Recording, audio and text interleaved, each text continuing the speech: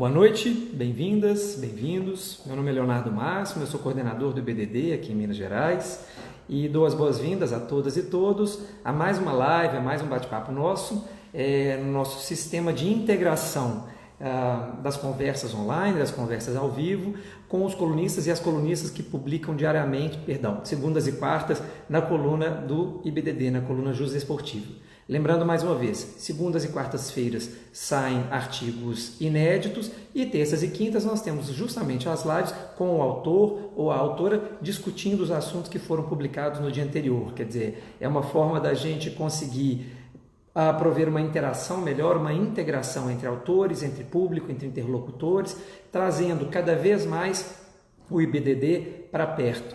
Já estou vendo aqui um monte de gente querida, o Ricardo Russo, o Andrei, gente do coração, amigos e amigas do IBDD, para participar desse papo com a gente. Hoje a gente tem uma grande alegria de estar com uma pessoa que é extremamente importante no conjunto do IBDD e uma pessoa de atuação relevante nacionalmente, que é o nosso querido Cristiano Augusto Rodrigues Possídio, Cris Possídio. O Cristiano, que atua numa série de frentes, já vou falar sobre o currículo dele, e que escreveu um artigo sobre um tema que está super candente para nós, um tema extremamente relevante, que é o direito de arena e os atletas na MP 984 de 2020.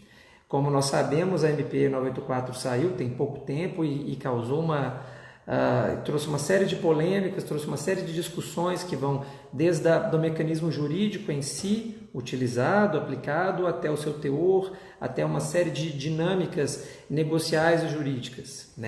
Então, daqui a pouquinho, estamos aguardando o nosso colunista entrar no ar aqui. Enquanto isso, eu vou falando do currículo dele. O Cristiano Possídio acabou de entrar. Cristiano Possídio, que ele é advogado em Salvador, ele é autor de livro, ele é autor do Direito Desportivo Trabalhista, Contrato Especial de Trabalho. Vou colocar o Cris aqui na conversa e já continuo falando do currículo dele. Só um minutinho. Dentro da conversa.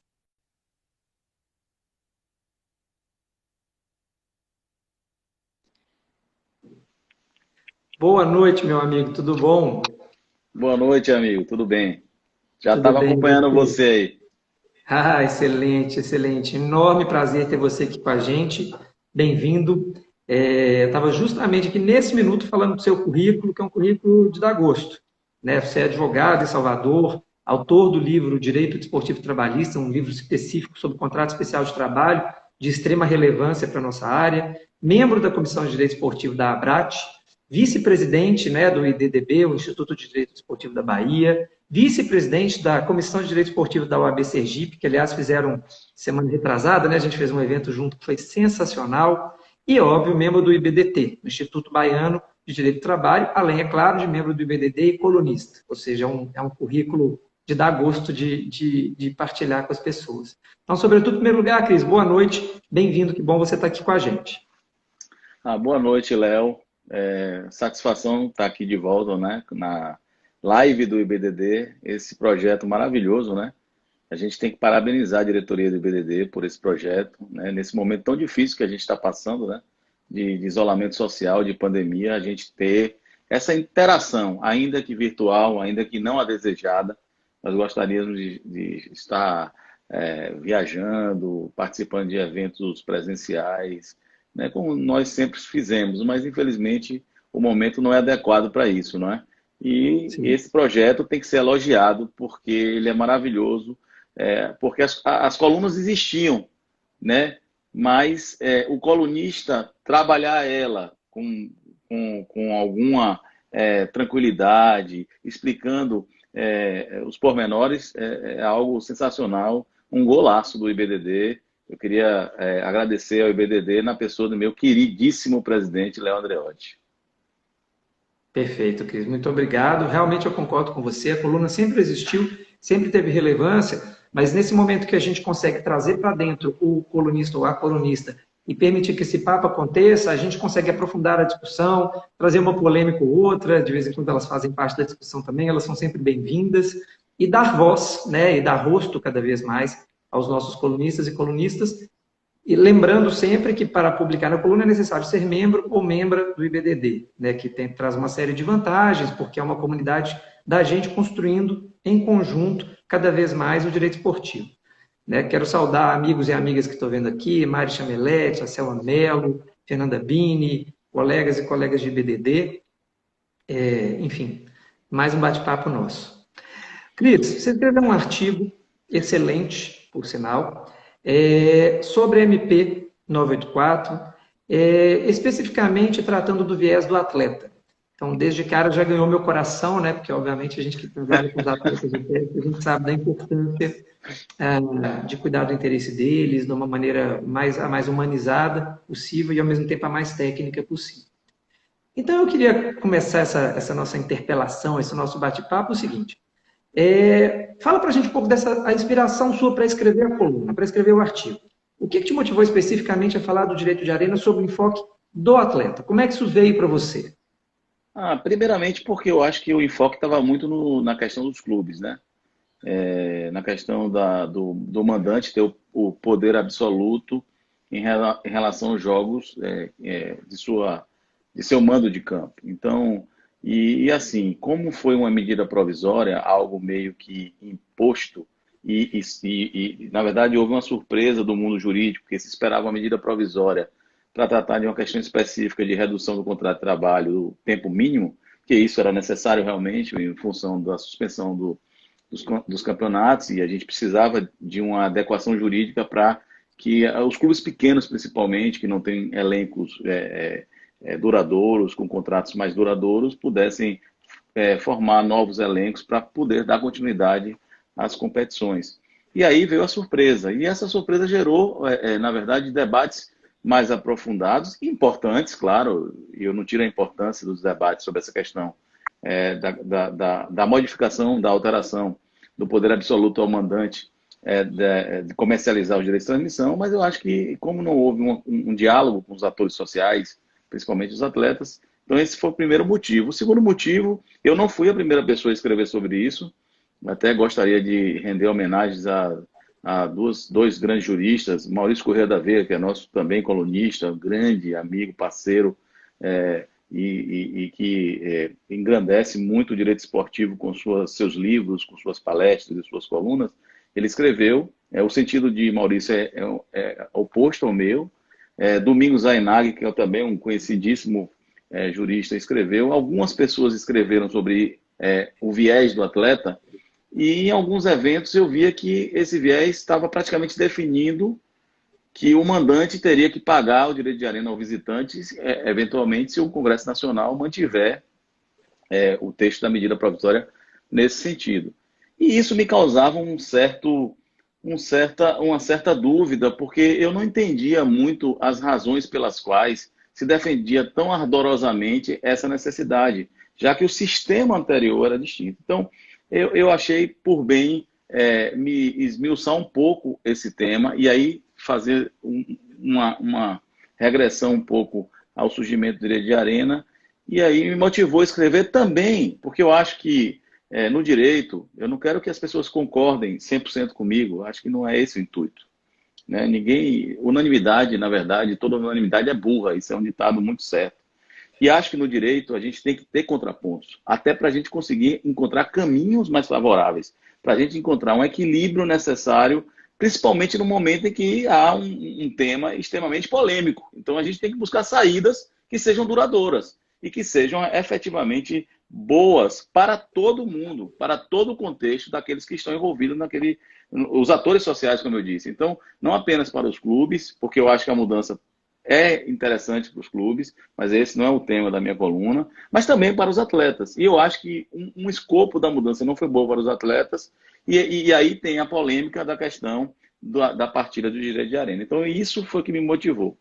Trazer a discussão à baila, num debate de contraditório, para a gente construir uma saída duradoura, equilibrada para o futuro.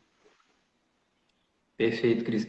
Eu lembro que alguns anos atrás, uns 5 anos atrás, eu fui a um evento da SBDT no Rio, e o professor Marcelo Neves, que eu considero um gênio, estava palestrando lá, de Fortaleza, né, Marcelo Neves? Sim. E ele falou assim, eu adoro gente que discorda de mim e me convence do contrário. Então, especialmente em se tratando de nós, que estamos no campo das ciências humanas, nós vivemos do contraponto, né? Nós vivemos da contraposição de ideias que no mais das vezes, é extremamente saudável. Né? Obviamente, a contraposição respeitosa, isso não preciso nem falar. Né? Mas, de fato, há uma fluidez de ideias que né, nós, às vezes, estamos com esse ponto de vista aqui, e é incrível quando alguém traz algo sobre o qual a gente não havia pensado, nos desperta uma reflexão. E aí você está falando do professor Zainag, porque eu tenho enorme admiração. Eu lembro que uma vez eu mandei um e-mail para ele, perguntando a opinião dele sobre um assunto, ele me respondeu e ele disse, é como penso, por enquanto.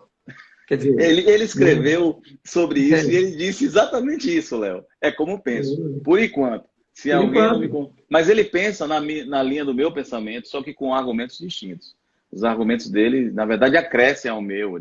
Na verdade, eu perto de Zainag, eu sou um grãozinho de areia, né, no oceano. Mas, na verdade, o pensamento dele é que continua tudo como dantes no quartel de Abrantes, ou seja, não há alteração no sentido da partilha do direito de arena.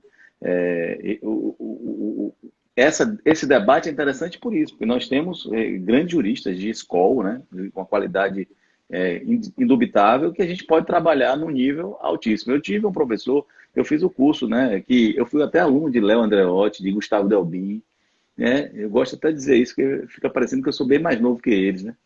E eu fiz o curso da Universidade de Lleida aqui para a América Latina, e nós tivemos um módulo do Rio, e os dois foram professores nesse módulo. Mas nós tínhamos um professor carreteiro, José Luiz Carreteiro, que ele dizia o seguinte: quando você tiver qualquer tese jurídica que seja quase unanimidade, ou que tenha um espectro de absolutismo, mesmo que você ache que essa tese está certa, do ponto de vista acadêmico, você tem a obrigação de encontrar argumentos para divergir, para pontuar questões divergentes para que esse instituto evolua do ponto de vista jurídico. Então, porque dentro do direito não pode existir nada absoluto. É preciso que a gente tenha um debate de ideias para que as coisas fluam melhor. Ele dizia isso. Então, assim, eu acho que eu quis interagir do ponto de vista acadêmico com essas pessoas que estão lidando com o assunto, para dar uma opinião, para que essa opinião venha a ser reverberada, debatida, discutida. Ela pode chegar ao final, obviamente, e não ser a opinião que prevaleça, não tem problema nenhum quanto a isso. Mas que nós debatamos essa opinião de uma maneira equilibrada, com civilidade, para a gente chegar no objetivo que é de todos nós que estamos no meio do direito esportivo. E é assim que a gente constrói conhecimento, né, Cris? É verdade. Bom, quero tirar um minutinho aqui para saudar o nosso presidente do IBDD, Leonardo Andreotti, que está aqui conosco, o grande Gustavo Lopes Pires de Souza também está aqui conosco, Fernanda Chamusca, a Júlia Gelli. Só gente Gustavo boa aí, né? Está fazendo comentários aqui já na live. Maravilhoso. É um gozador. Gustavo sempre trazendo leveza para os ambientes. Mas, ô Cris, vamos prosseguir. O seu artigo, como eu disse, eu gostei muito, muito mesmo, uma leitura muito prazerosa, muito interessante. Em um certo momento você revisita a lei do direito autoral, né, a 5988 de 73, e ali você tem justamente o Instituto do Nascimento, né, do direito de arena.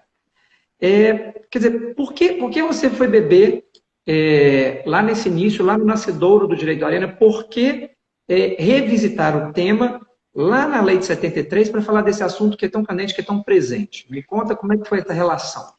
Porque eu acho, Léo, quando a gente tem polêmica sobre o Instituto Jurídico, que ele ainda não está definitivamente assentado na nossa lide diária, na nossa lida diária, a gente precisa, às vezes, voltar atrás no tempo e verificar como ele surgiu no mundo jurídico.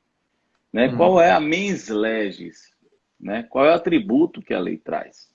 Então, para entender um pouco os pressupostos de cabimento para o pagamento dos direitos de arena para os atletas. Então, aí eu fiz esse retorno ao passado, que é a Lei de Direito Autoral, 5.988, de 73, o ano do meu nascimento, né? Estava nascendo, essa lei nasceu junto.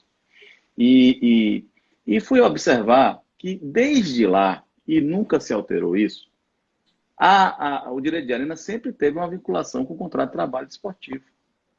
Então, assim, para a gente buscar a essência da lei, a fim de elucidar dúvidas no presente sobre questões importantes, como essa é uma questão importante, inclusive que afeta o cotidiano do atleta, porque o direito de arena, e eu digo isso no artigo, muita gente confunde o fato de ser uma natureza civil, o direito de arena, não é? Não significa que ele não compõe a remuneração do atleta, né? É o patrimônio jurídico do atleta.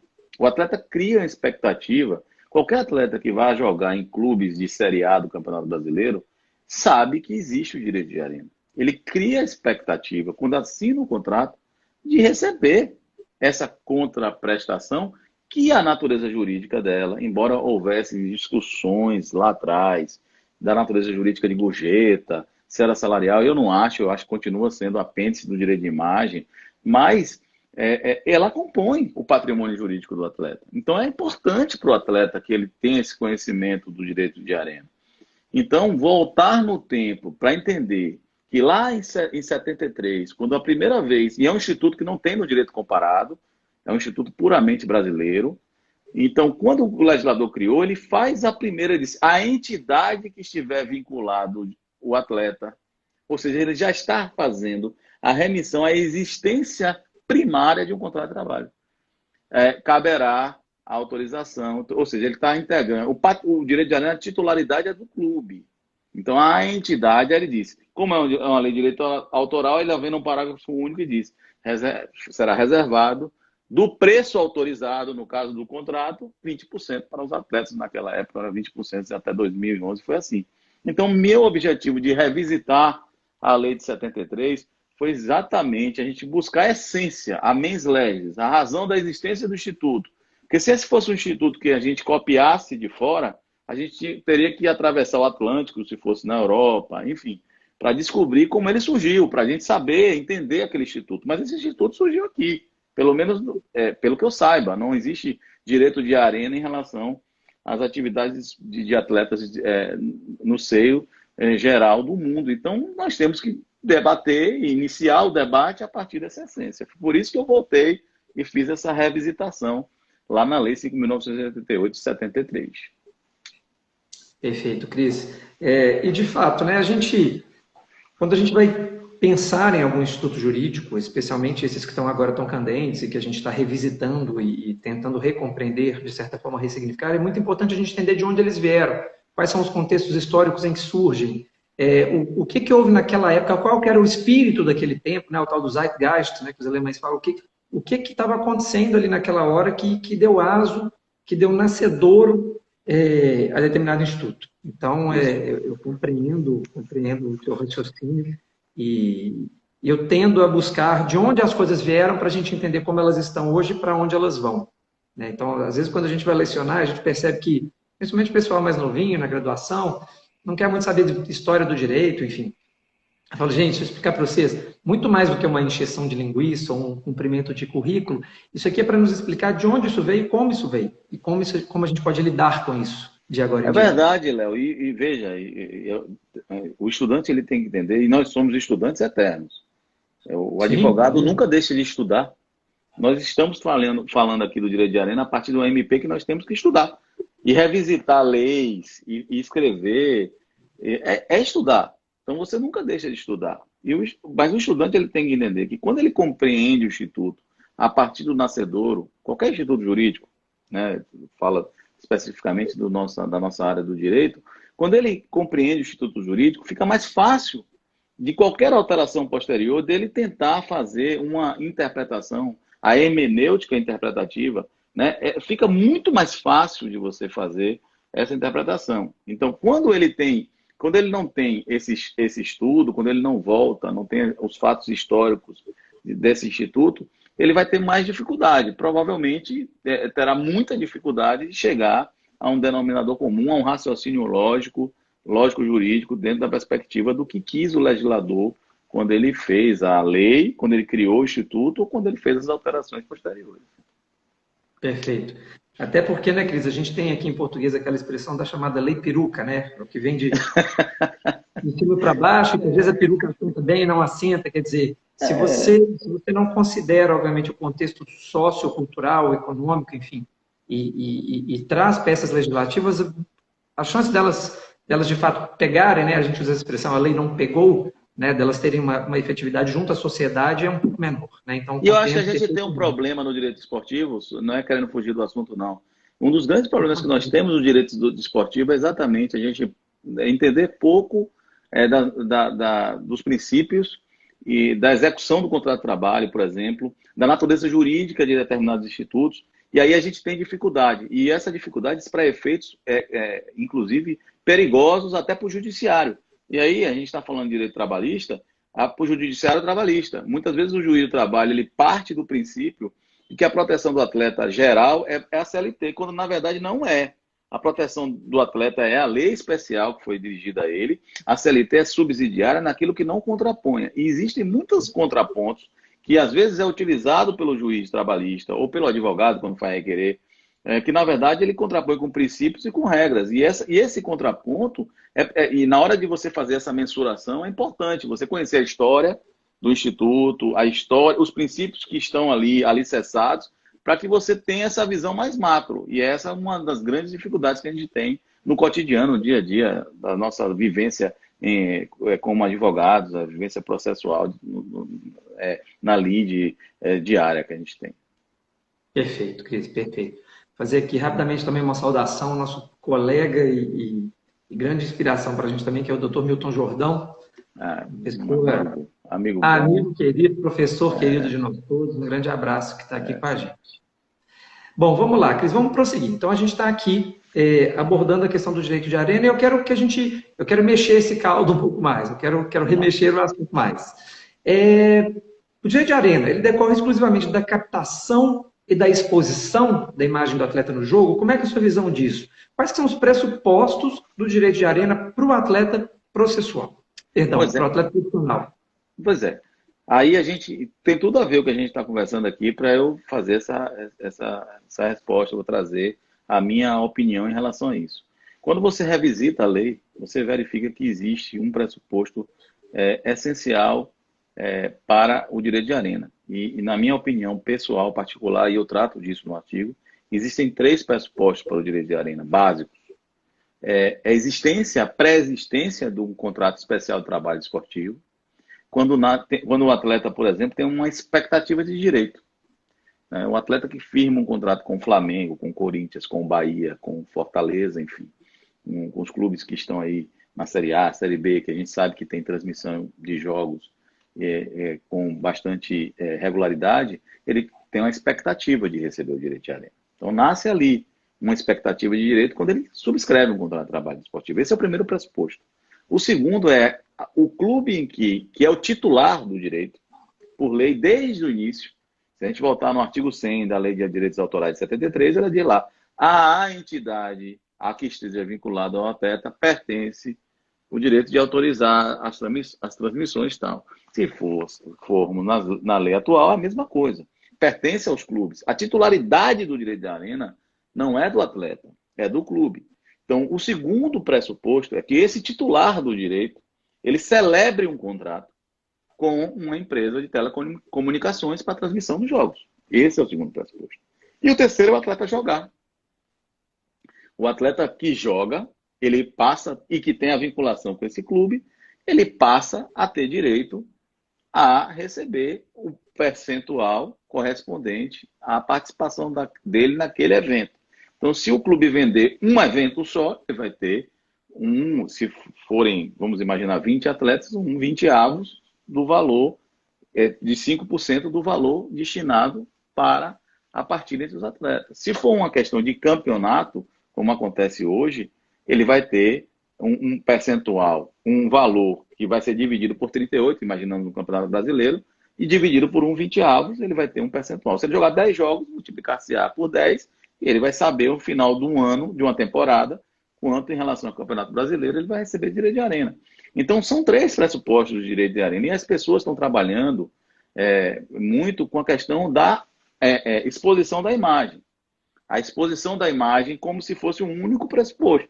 E, na minha opinião, não há um único pressuposto. Embora o direito de arena seja um apêndice do direito de imagem, o Instituto foi criado não apenas por força da exposição do atleta, da imagem da voz do atleta nos eventos esportivos.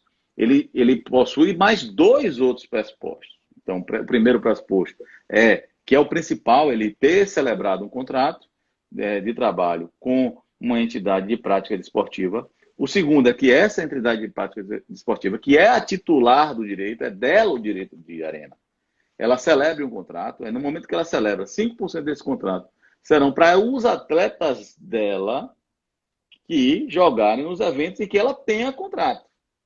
E o terceiro é que o atleta joga nesse evento que ela tenha contrato, ele vai receber o direito de arena. Então, na minha modesta opinião, o direito de arena não tem só o pressuposto da exposição da imagem do atleta nos jogos. Ele tem 3 pressupostos. E é preciso, para que ele integre o patrimônio jurídico do atleta, ele deixe de ser uma expectativa de direito e passe a integrar o patrimônio jurídico do atleta, quando esses 3 pressupostos estiverem todos cumpridos, vamos dizer assim. Perfeito, Cris, perfeito. Vou aproveitar para saudar novamente amigos e amigas que estão aqui, Caio Medauar, Luciano Brustolini, todo mundo muito bem-vindo e muito bem-vinda.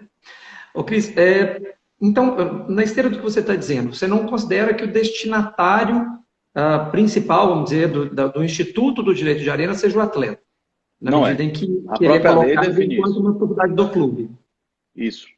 Não é, e a própria lei define isso. Léo, vamos fazer, e eu faço isso no artigo, a gente tem que Muito bem, pensar. estou te provocando.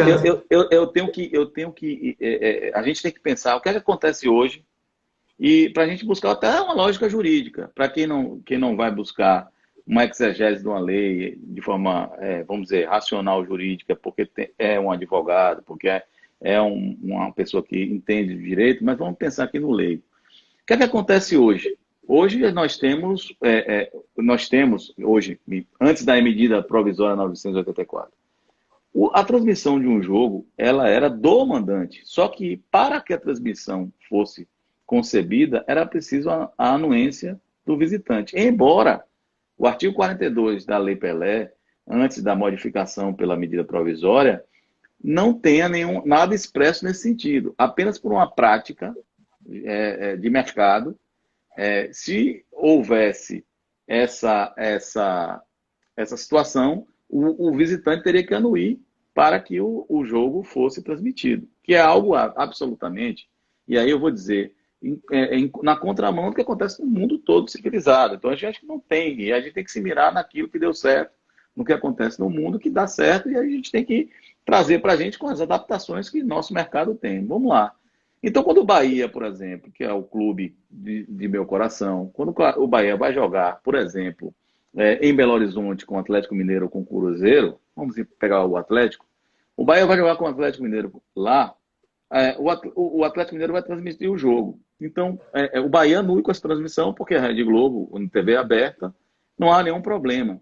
O Bahia, o jogador do Bahia não recebia um centavo do contrato do Atlético, embora existissem 2 contratos ali. Porque o Bahia tinha um contrato de transmissão, mas o contrato dele, teoricamente, é para os jogos que ele atua na Arena Fonte Nova, em Salvador. Quando o Atlético vem para aqui, o Atlético anula e ele pode transmitir. O mesmo acontece lá. Haveria um alinhamento, um compartilhamento. Mas se a gente defender que a tese é essa, é só a imagem do atleta, então está tudo errado até hoje. Porque o atleta deveria receber por 2 contratos. Porque se existem 2 contratos, tem um contrato do Atlético e tem um contrato do Bahia. Por que o atleta só recebe do Bahia? Porque o que é que acontecia antes que mudou hoje? O que mudou hoje é que não precisará mais da anuência. O mandante será titular absoluto do direito de arena, negociará da forma como ele quiser. E aí, no momento em que o visitante jogará lá, e aí é essa a grande questão. Quando ele jogará lá, ele não terá um contrato de transmissão. Então, você perde um pressuposto. O atleta vai jogar, o atleta tem um contrato de trabalho esportivo, mas ele não tem um contrato de transmissão para aquele jogo lá contra o Atlético Mineiro. Então, ele não tem direito de arena. Aí vai dizer, mas a imagem dele está exposta, tem uma proteção constitucional? Tem. Mas ele tem que ter um contrato de imagem. Se ele tiver um contrato de imagem já de cessão de exploração de imagem, não há nenhum problema. Da mesma forma, o clube mandante, ele não tem, ele tem um contrato, beleza, ele tem um pressuposto, ele tem um contrato de transmissão, mas ele não tem um contrato de trabalho com o atleta visitante e, portanto, ele também não tem o terceiro pressuposto, que é esse atleta que tem contrato com ele jogar. Então, assim, Eu não vejo assim como afastar esses três pressupostos para a caracterização do direito de arena. Então, o que é que muda? Na minha ótica, não muda nada. Aqueles clubes e vai haver contrato para campeonato, não vai mudar isso. Em relação à grande maioria dos clubes que tem visibilidade nacional, os contratos serão duradouros. O mercado não fará uma mudança abrupta, absurda, até por uma questão de segurança jurídica, né? Então, nos contratos em que os clubes estiverem por temporada ou por campeonato, não mudará nada. O que é que acontece hoje? O Bahia tem um contrato com a Rede Globo, TV aberta. A Rede Globo retém os 5%, porque era assim, porque a lei anterior dava ao sindicato essa partilha. Isso mudou ou vai mudar, não sei se o Congresso vai aprovar isso. E aí o sindicato fazia a distribuição. Como ele fazia a distribuição no Campeonato Brasileiro? Ele pegava os 38 rodadas e dividia por 38 e pagava todo mundo que jogou, como mandante e como visitante. E isso não vai mudar, né? No momento em que o atleta vai jogar como visitante, ou um jogo único, por exemplo, o parágrafo 4º diz lá: se não tiver mandante, a partilha é dos dois. É nada mais lógico. Uma final com jogo único, por exemplo. Se nós firmarmos agora que a Copa do Brasil será uma final com jogo único. Essa final com jogo único não tem mandante nem visitante. Então, os dois têm que acertarem, fazerem um contrato, uma avença, e vender esse direito de transmissão juntos. Quando você tem um jogo único com mandante, você pode ter uma certa dificuldade de entender isso, mas como acontece em alguns campeonatos regionais, e aconteceu no Campeonato Carioca, que deu um grande problema interpretativo. Mas se você tem um mandante e é dele o titular do direito de arena, o visitante não tem o contrato, o atleta não tem direito. O que o clube que vai jogar tem que ter para proteger a imagem do atleta é um contrato de imagem, precedendo tudo isso para que ele possa se resguardar no sentido de que não venha a se alegar que a imagem do atleta não está sendo resguardada nessa transmissão, já que a Constituição tem uma previsão em relação a isso. Ótimo. E, Cris, falando em Constituição, né, já que a gente está falando em buscar a origem dos institutos, né, nós temos de buscar lá na alma mater do nosso ordenamento jurídico, obviamente, que é a Constituição. Segundo a lógica, então, da MP, né, segundo a esteira de pensamento que a gente está tendo aqui, a ausência de pagamento do direito de arena aos atletas do visitante pelo mandante, isso não implicaria numa vulneração, numa afronta à própria proteção constitucionalmente prevista ali no artigo 5º, inciso 28A? Como conciliar o princípio que está esculpido ali de proteção com o não pagamento ao atleta visitante pelo mandante do direito de arena? É mais ou menos assim. É uma proteção aparente, real? Como é que é isso? Não, veja, para mim, o direito de arena é como se ele fosse um apêndice do direito de imagem, né? O direito de arena, ele tem seja, que ele nasceu numa lei de direito autoral. E aí eu volto a dizer, fala que a entidade em que esteja vinculado ao atleta pertence o direito de transmitir. Mas esse direito de transmitir tem que gerar para ele, né, do preço dessa captação, do preço dessa transmissão, ou seja, precedendo o contrato.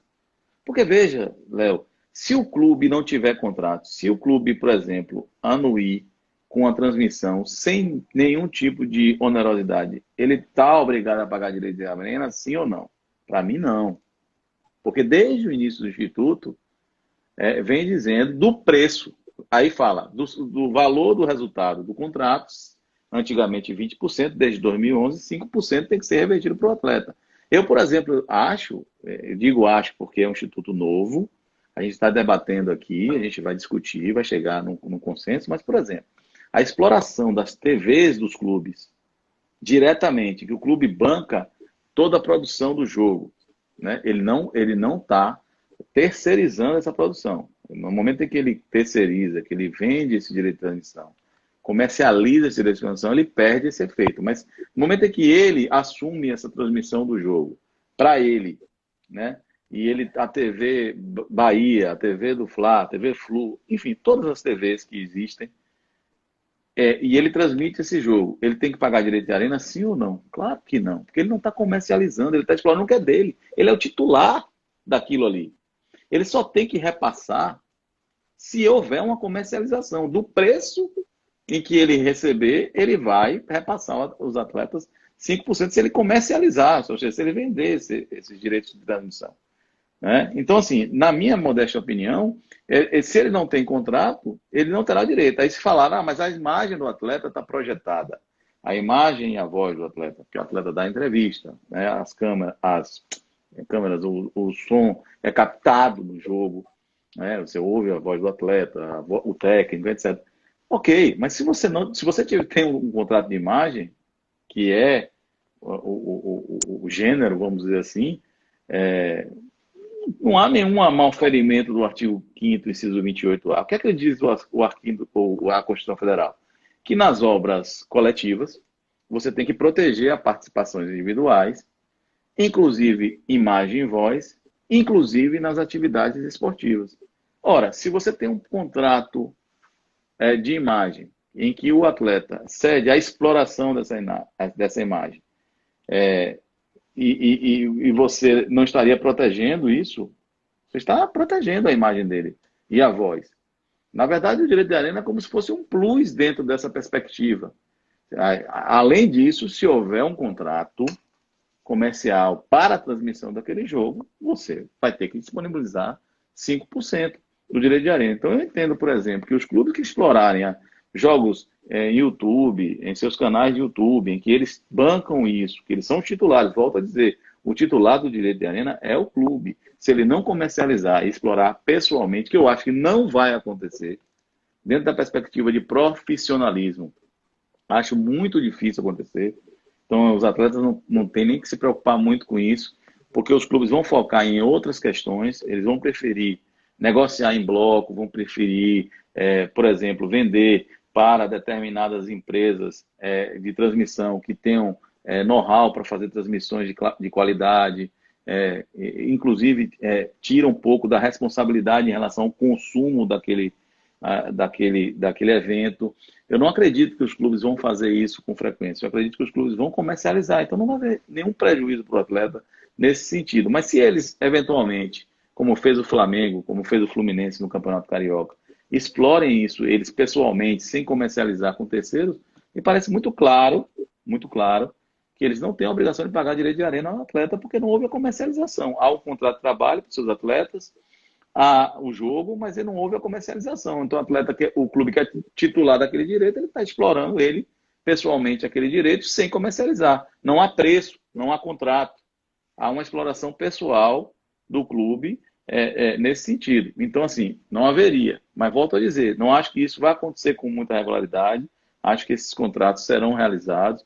Não haverá perda para o atleta nesse sentido. E é por isso que eu acho que não há, na minha modesta opinião, não há nenhum prejuízo, nenhuma mácula constitucional a esse tipo de alegação de que se não houver o pagamento do direito de arena ao visitante, estaria havendo um oferimento, uma vulneração do artigo 5º, 28, alinhada à Constituição Federal. Compreendo, compreendo. Esses dias eu ouvi uma discussão interessante, uma pergunta que eu achei interessante, que era justamente na história dos clubes transmitirem os próprios eventos, se eventuais monetizações desses clubes dentro da transmissão, por exemplo, aquela quantia que o YouTube paga para quem tem acima de X views, ou eventuais patrocinadores dentro da transmissão, se isso em si não caracterizaria algum tipo de comercialização, que é o vocábulo utilizado pela legislação, e, portanto, não daria aso ao pagamento de direito de arena. A minha visão é que não, porque nós estamos falando de patrocínio, né? É um outro tipo de receita. Mas eu achei interessante que a pessoa trouxe essa discussão. O que você acha disso? Tarcísio Bresciani, obrigado, Tarcísio, pela participação, pela pergunta. Eu concordo com você. Você respondeu por mim, mas eu concordo plenamente com você. Veja, o direito de arena é o direito da comercialização da transmissão, visa proteger a imagem e a voz do atleta. Então, o atleta não tem direito em relação ao contrato de patrocínio. Quando o clube faz o contrato de patrocínio, indiretamente, o patrocinador quer a exposição dele aonde? Qual é o motivo principal de um patrocinador master na camisa do clube? É o evento esportivo. É lá que ele aparece mais. Então, nesse evento esportivo. Então, o atleta tem o que disso? Nada. O atleta é um trabalhador, tem um contrato de trabalho, tem uma remuneração, tem um salário, tem a imagem dele, tem um contrato de imagem, enfim, luvas, acerta bichos, são todas verbas, salariais ou não, que integram o plexo remuneratório dele. Mas o atleta não pode se entender, por exemplo, na hora que o momento em que o clube negocia, por exemplo, placa estática de um estádio, ele não, um atleta, não, na minha modesta opinião, não tem direito a isso. Isso é um direito do clube. O atleta tem a proteção da exposição da imagem dele. Então, se houver um contrato do clube que está transmitindo, esses atletas desse clube terão direito ao direito de arena em função deste contrato. Porque senão a gente vai criar uma cadeia e transforma mais ou menos numa espécie de sociedade. Não é isso que a lei visou proteger. O direito de arena, como eu disse, ele vem para proteger a imagem do atleta nos jogos especificamente. Teoricamente, não existe no mundo, porque o que deve proteger a exposição dos atletas nos jogos é o contrato de imagem.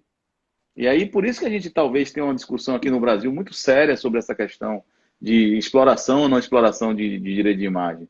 E eu sempre digo isso, que o clube de Série A do Campeonato Brasileiro explora diuturnamente a imagem dos seus atletas. Aqueles atletas que estão jogando os campeonatos principais. Eu não digo os atletas da base, os atletas que ainda estão jogando as competições amadoras, mas os atletas que estão jogando as principais competições do Brasil e da América do Sul, por exemplo, no nosso caso aqui, esses atletas estão com exposição todo dia, diariamente, entendeu? Então, quando o legislador ele protege, ele dá um plus, como eu disse, em relação a especificamente os jogos e aos contratos de transmissão, ela está totalmente ligada à exposição da imagem dele, não tem absolutamente nada a ver com essa monetização que os clubes podem fazer. Inclusive, eu acho até que é um tiro no pé meio que ficar querendo debater isso, querendo, tipo, criar uma tese jurídica, porque uma das coisas principais que os clubes têm para investimento, inclusive em salários de atleta,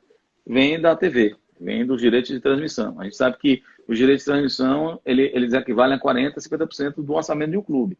E isso também pesa no mercado no sentido de salário, de teto salarial para o clube contratar. Então, a maior preocupação do atleta é ter um salário adequado, que não é o que acontece com a maioria dos clubes no país, infelizmente. A gente sabe que só os 5%, vamos botar assim, sendo bem bondoso do mercado, eles têm essa condição, mas que o mercado... que pagar em dia, então, é menor do que 5, né? É mais difícil ainda. Então, eu acho que se a gente começar a criar onde não tem, a gente pode dificultar o mercado, porque, Léo, eu sempre digo isso, é uma engrenagem. Eu acho que a atividade esportiva ela é diferente, é uma atividade econômica, o atleta é subordinado, o atleta está resguardado por regras trabalhistas, mas a gente tem uma atividade completamente distinta, é diferente de tudo que acontece em regra geral, do trabalhador comum. Então, isso precisa ser verificado, inclusive na hora da aplicação das leis, para a gente buscar o equilíbrio, proporcionalidade, razoabilidade, inclusive na interpretação das leis. Perfeito, perfeito, Cris. Vou saudar mais amigos e amigas que estão aqui conosco, hein? A Luísa Leal, a Isabela Gobete, Rafa Bozano, Timácio do PDD, tudo aqui conosco. A doutora Arlete Mesquita também, nossa ex-auditora do STJD, do futebol, né? Grande amiga, grande parceira, vice-presidente da Associação Brasileira de Advogados Trabalhistas. Um grande abraço aí para a doutora Arlete, sempre está com a gente aí. Ou seja, audiência extremamente qualificada, né? Olha a responsabilidade. Exatamente.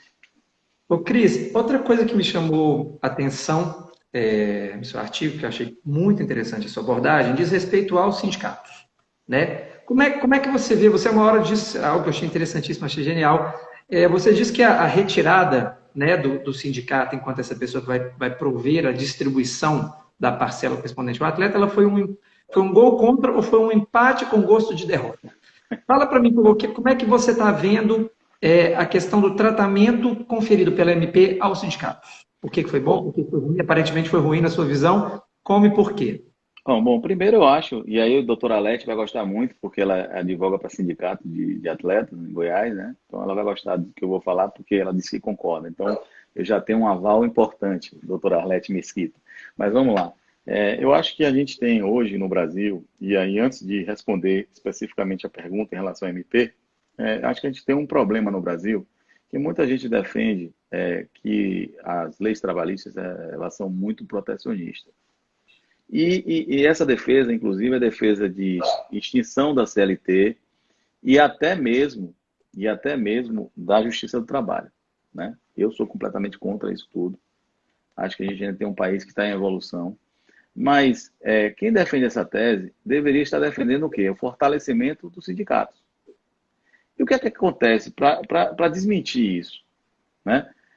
A gente tem uma lei, uma reforma trabalhista de 2017, em que ela enfraquece os sindicatos. Vem defender uma flexibilização da legislação, mas com enfraquecimento da entidade sindical.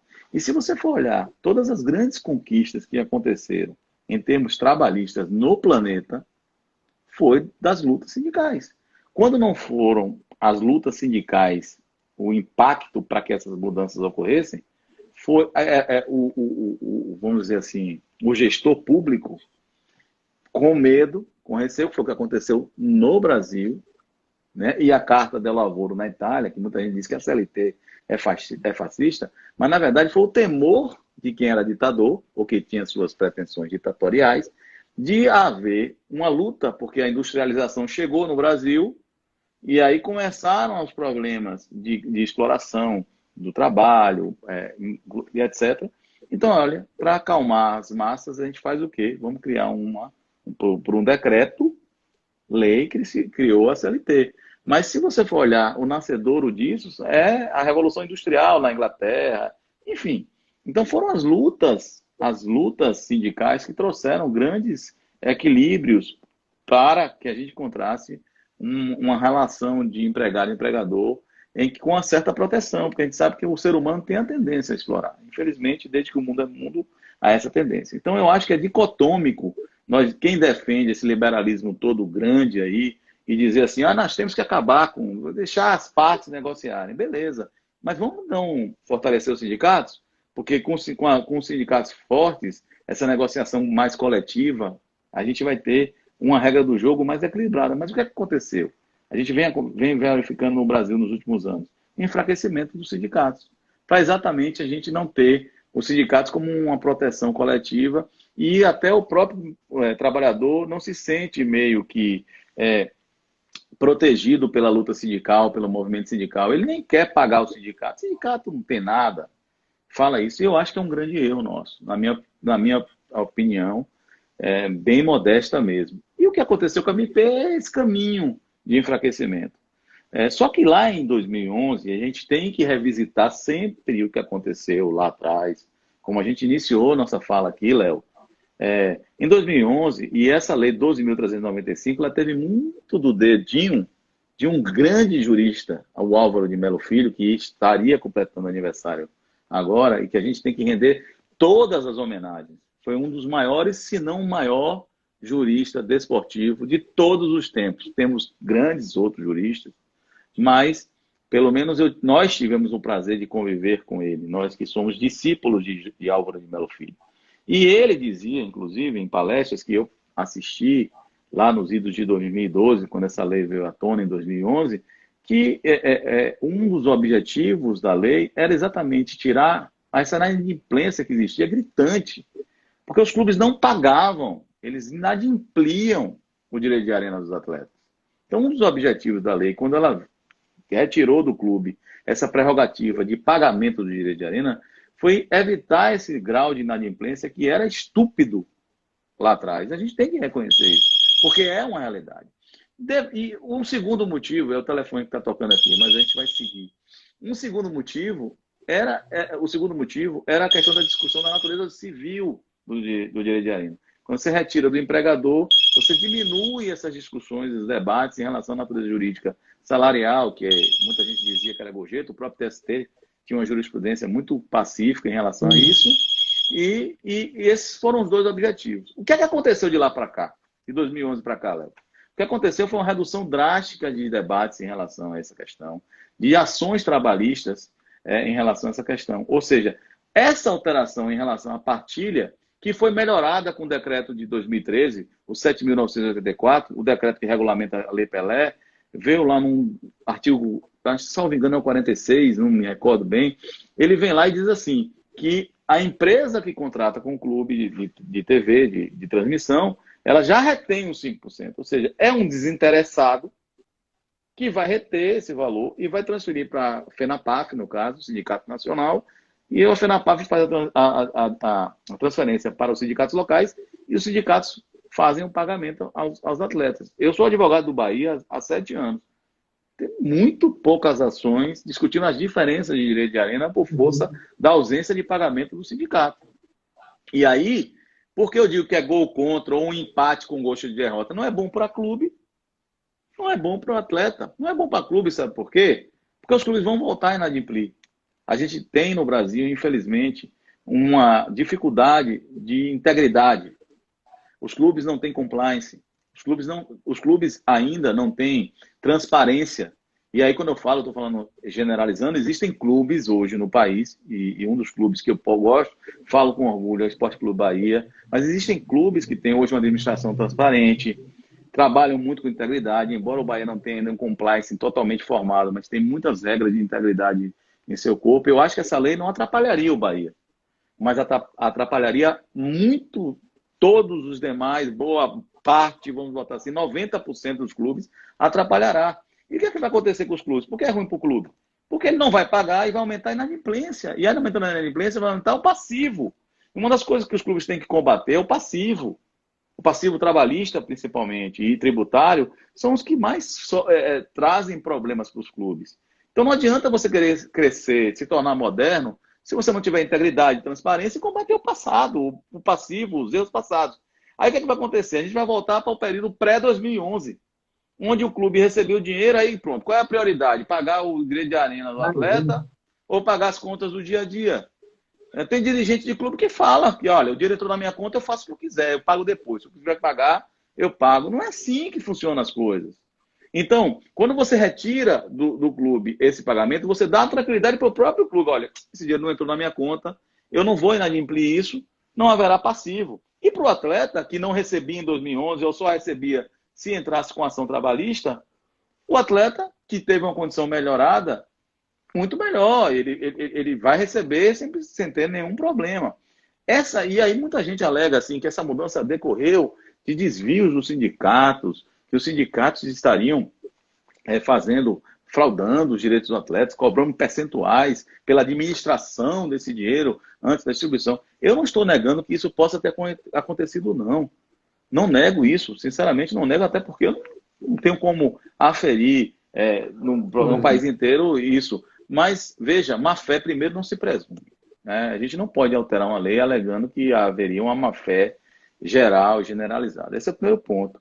E eu tenho muita resistência a isso, né? E aí eu vou até fazer uma lembrança, Léo, e eu escrevo no artigo, e me veio à mente agora, foi, por exemplo, os atletas teve um projeto de lei 2125 aí, deputado baiano Arthur Maia, em relação ao Profut, redução de suspensão de pagamentos, que para mim corretíssimo nesse aspecto, no período da pandemia, você suspender o pagamento dos impostos, até para que os clubes respirem, foquem o pagamento de salários, que é uma coisa mais importante que existe para o trabalhador, etc. Beleza, mas aí foi lá colocado um dispositivo que reduzia a cláusula compensatória de 100% para 50%. Por que essa redução não foi à frente? Pela luta sindical. Foi o que aconteceu. A FENAPAF, como uma entidade sindical nacional, ela foi e fez um chamado aos atletas, fez até vídeo, eu assisti vídeos, os atletas se manifestando, sendo contra. O momento era inadequado para essa atuação. Não discuto a possibilidade de haver debate sobre isso. Não há nenhum problema de se debater. Mas naquele momento não era o momento adequado e nem o projeto de lei. E foi o sindicato que conseguiu, com a luta, com o engajamento dos atletas, fazer com que muita gente chama de jabuti, né? Que esse jabuti saísse desse projeto de lei e foi aprovado um anteprojeto, me parece que do deputado Marcelo Aro, de BH e de sua terra, que prevaleceu aí o projeto 1013. E esse jabuti, que muita gente diz que é assim, não é meu, não é minha essa frase, mas, enfim, essa ilação saiu. Mas foi a luta sindical, foi esse engajamento. Imagine se tivesse todo mundo lá perdido. Então, não acho que seja um argumento que deva prevalecer. Eu, particularmente, gostaria muito que mantivessem essa formatação, porque a retenção pela empresa de TV, né, que é descompromissada, ela não tem interesse nenhum, nem em relação ao atleta, nem em relação ao clube nesse aspecto, ela vai ter e transferir, então não haverá inadimplência em relação a isso. O que eu acho é que deveria, só para finalizar esse tema, que a gente já está chegando ao fim, o que eu acho que poderia ter, Léo, é o seguinte, é uma obrigação de mais transparência dos sindicatos. Não há nenhum problema de você inserir na lei um dispositivo em que de 6 em 6 meses, a cada semestre, ou enfim, ou por ano, os sindicatos publicassem para que os clubes que têm interesse indiretos, os valores que foram recebidos e os valores que foram transferidos e quem foram os atletas, quais foram os atletas que receberam esses valores. Aí sim, você daria mais condição, mais transparência, mas para mim é gol contra sim, do ponto de vista geral, e um empate com gosto de derrota, porque não é bom para clube nem para atleta. Perfeito, Cris. Obrigado pelas colocações. De fato, tem um monte de gente aqui, a doutora Arlete, a doutora Adriane Hassen, que, aliás, fez uma live sensacional antes de ontem. Todo mundo falando justamente da importância de se fortalecer os sindicatos. Vídeo o trabalho que a FIFPRO faz na Europa, por exemplo, que é incrível. Então, eu acho que a ideia é que isso me soa um pouco tolo, a ideia de combater o sindicato, pelo contrário. A mim também me parece que o mais inteligente é fortalecer o sindicato o máximo possível, porque, obviamente, o poder da negociação coletiva ele é incontornável, ele é inegável. Né? É isso mesmo. E, Cris, como tudo da vida passa rápido mesmo e dura pouco, né? A gente está chegando ao final do nosso papo. Eu queria saber se você tem alguma palavra final e logo em seguida eu vou fazer o meu agradecimento também e encerrar.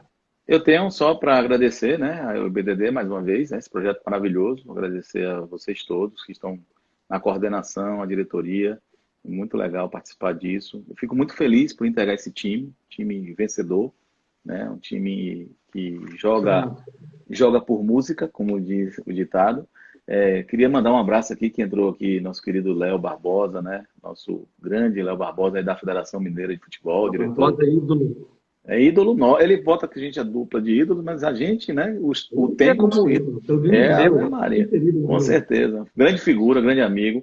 E assim, encerrar agradecendo essa oportunidade, é sempre bom estar aqui, né? E você é show de bola, um grande moderador, um grande condutor aí dessa live. Parabéns para você. Imagina, amigo, bondade sua. A gente agradece enormemente, o seu artigo é de extrema relevância, especialmente no momento que a gente está discutindo um tema que é tão importante. Então, muito obrigado por ter escrito, muito obrigado por ter estado aqui conosco, sua presença engrandece enormemente a nossa sequência de lives, e recomendo que todo mundo que não leu o artigo ainda, leia. Ele está incrível, está lá na coluna do IBDD. Vou dar uns recadinhos finais aqui, antes que o nosso tempo acabe de acabar. Lembrando que o concurso de monografia para os prêmios Valete Perry e Álvaro Melo Filho, do IBDD, inscrições até o dia 16 de outubro, informações lá na página do IBDD. Amanhã, dia 31 de julho, teremos a terceira edição das Jornadas do IBDD de Direito Desportivo Comparado. Tá? Então, amanhã é Direito Brasil e Itália, recebendo amigos da Associazione Italiana Avvocati dello Sport. Super bacana, vale demais a pena. As informações também estão no Instagram e no site do IBDD.